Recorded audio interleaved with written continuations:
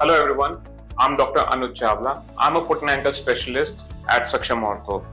तो अभी तक हमने बात करी नॉन ऑपरेटिव और ऑपरेटिव ट्रीटमेंट ऑप्शंस की फॉर एक्लीस टेंडन रप्चर। अब हम बात करेंगे इसकी रिहैबिलिटेशन और रिकवरी के बारे में। तो अगर हम कोई भी ट्रीटमेंट करें, चाहे वो नॉन ऑपरेटिव है या ऑपरेटिव है, उसका मेन आइडिया जो है वो ये है कि हमारे टेंडन के जो एजेस हैं वो आपस में अपोज्ड रहे, वो आपस में जुड़े रहे ताकि वो अच्छी तरह से हील कर सके। उसके बाद जब हम बात करते हैं रिहैब या रिकवरी की, तो रिकवरी मोर और लेस दोनों में सेम रहती है। बट हाँ, ये जरूर है कि अगर हम सर्जरी कर रहे हैं तो हम कई बार थोड़ा ज्यादा एग्रेसिव होते हैं। तो सबसे पहले जब भी हम टेंडन रप्चर को हम जब अपनी जगह पे बांध लगा रहे हैं वापस, तो अगर हम उस एंकल को हम थोड़ा सा प्लांटर फ्लेक्शन में यानी कि इक्वाइनस में रखेंगे, तो उन टेंडन के एजेस पे जो है वो प्रेशर नहीं आ रहा, जो कि अच्छा है उनकी हीलिंग के लिए, उनकी रिकवरी के लिए।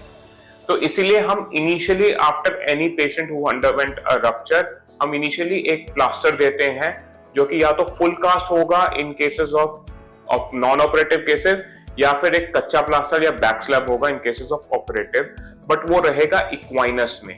इक्वाइनस का मतलब है कि एंकल का जो लेवल जो टोस का है वो थोड़ा नीचे रहेगा, और जिसको हम एंकल को प्लांटर फ्लेक्शन कहते हैं।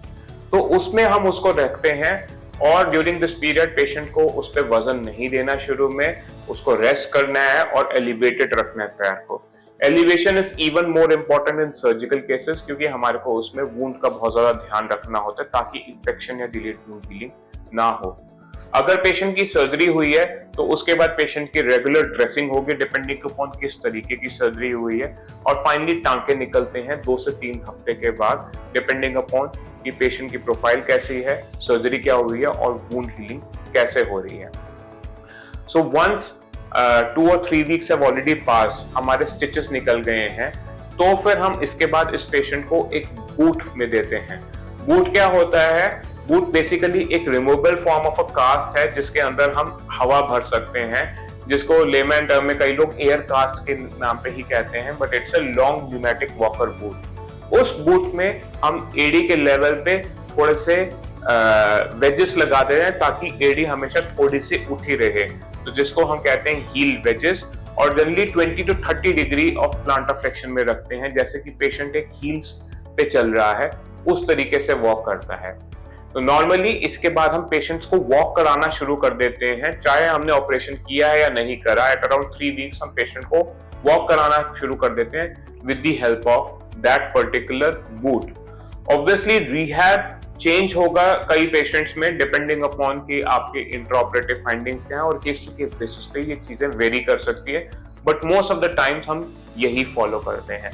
तो पेशेंट जो है 2-3 हफ्ते के बाद चलना शुरू कर देता है, और उसी दौरान हम एक्सरसाइजेस भी शुरू कर देते हैं, जो कि एक्सरसाइज होती है strengthening of the planter flexion या स्ट्रेंथनिंग ऑफ एक्लीस टेंडन, और ये करते हैं थेराबैंड के साथ, एक लाइट थेराबैंड के साथ करते हैं।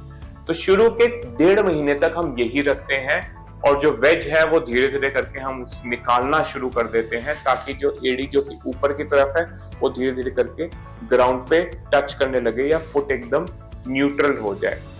शुरू के 5 से 6 हफ्ते में हम न्यूट्रल फुट नहीं चाहते हैं, तो हमारे को एंकल को डॉर्सिफ्लेक्शन नहीं करना होता। 6 से 8 हफ्ते के बाद हम जनरली इस बूट को हटा देते हैं, और उसके बाद और ज्यादा एग्रेसिव रिहैब होता है, जिसमें स्ट्रेंथनिंग जो है प्लांटर फ्लेक्सर या एक्लीस टेंडन के साथ साथ जो आगे की मसल है जिसको हम डॉर्सिफ्लेक्सर करते हैं वो भी करते हैं, और काफ मसल्स की हम स्ट्रेचिंग एक्सरसाइजेस भी करते हैं। एक्लीस टेंडन देखा जाए तो इसका रिकवरी जो है जनरली काफी स्लो है फुट एंड एंकल में, and most of the time the recovery can take up to 3 to 6 months। Recovery कितनी फास्ट होती है ये उस लेवल पे भी डिपेंड करता है कि आपका फिजियोथेरेपी कितना ज्यादा है, क्योंकि एक सर्जन का काम या एक डॉक्टर का काम सिर्फ शुरू के 1-2 हफ्ते में रहता है, उसके बाद सारा का सारा काम एक पेशेंट का और एक फिजियोथेरेपिस्ट का होता है। अगर हम बात करें कॉम्पिटिटिव एथलीट्स की, तो हाँ, उनको रिकवरी करने में ऐसे केसेस में कई बारी जो है 2 से 3 महीने लग जाते हैं to get back to their sports. But अगर हमने एक बार टेंडन को हमने अगर कर दिया है तो मोस्ट ऑफ द टाइम जैसे मैंने कहा कि हीलिंग काफी प्रिडिक्टेबल है. Even with non-operative, 85% of the strength can easily be achieved, and if everything is done well, अगर सब कुछ ठीक है और आपकी बायोलॉजी बहुत अच्छी है और आप कमिटेड हैं, तो वो रिजल्ट जो है वो 100% भी हो सकता है. तो ये सीरीज थी हमारी एक्लीस टेंडन रप्चर के बारे में, जिसमें हमने उसका कैसे हमारा क्या होता है, उसके सिम्टम्स क्या होते हैं, उसके डायग्नोसिस क्या है, इवैल्यूएशन कैसे करते हैं, फिर non operative, operative treatment and post surgery या पोस्ट नॉन ऑपरेटिव रिहैबिलिटेशन के बारे में हमने बताया. आशा करते हैं कि आपको ये सीरीज हमारी पसंद आई है और ऐसे ही हम बहुत सारी और सीरीज भी निकालेंगे. Thank you very much.